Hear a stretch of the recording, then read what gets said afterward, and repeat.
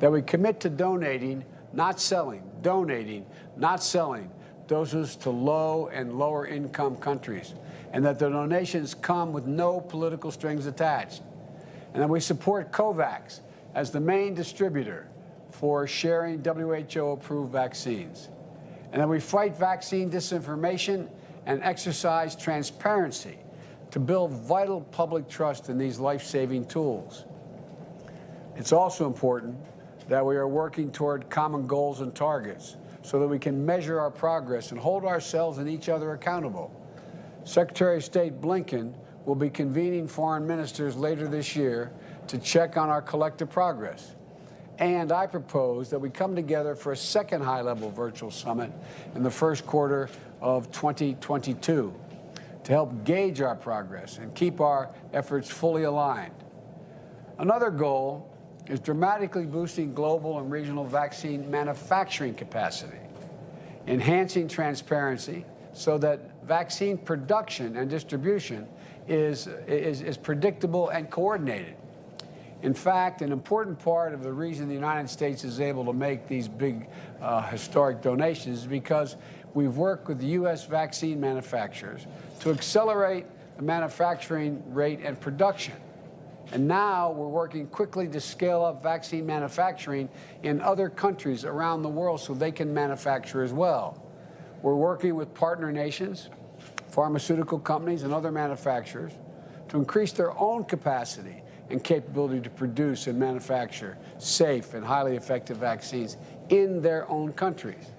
For example, our Quad partnership with India, Japan, and Australia is on track to help produce at least 1 billion vaccine doses in India to boost the global supply by the end of 2022.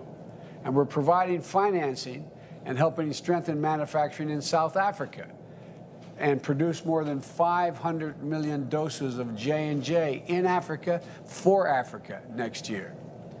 And next, we also know from experience that getting those vaccines into people's arms may be the hardest logistical challenge we've faced. That's why we need to significantly step up our investment in helping countries get shots in arms. Today, the United States is also announcing that we're providing an additional $370 million to support administering these shots and delivery globally.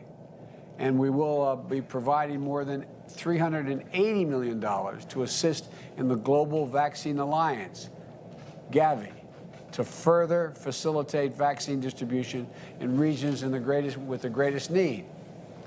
And while vaccinating the world is the ultimate solution to COVID-19, we know that we have to act to save lives now.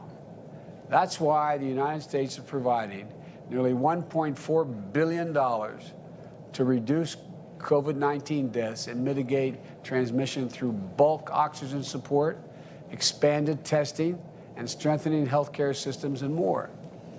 And we're going to help all of us build back better by supporting the establishment of a financial mechanism for global health security. To simply state it, to prepare for the next pandemic, because there will be a next time. We all know that. Vice President Harris will be speaking more on this issue later today. And finally, I want to acknowledge the leaders from the private sector, philanthropy, and civil society who are here today. Governments can do a lot, but we cannot do everything on our own. We've asked our non-governmental partners to take up the call for new actions that it will solve the core challenge of making vaccines available to everyone, everywhere, solving the oxygen availability crisis, financing health security, and more.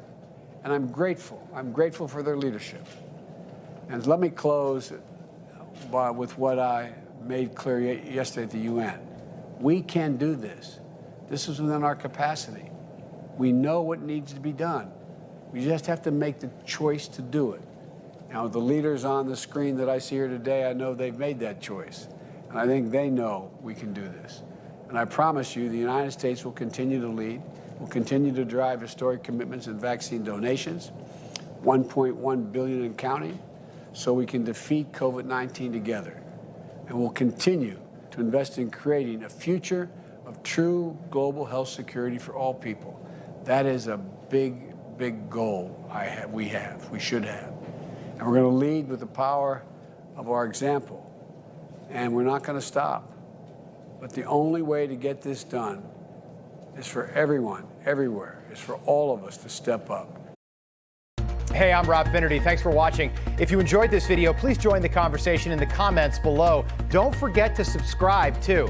Hit the bell icon to be alerted to breaking news. And remember, there's a whole lot more on Newsmax TV, America's fastest growing cable news network. Newsmax TV, where real news for real people.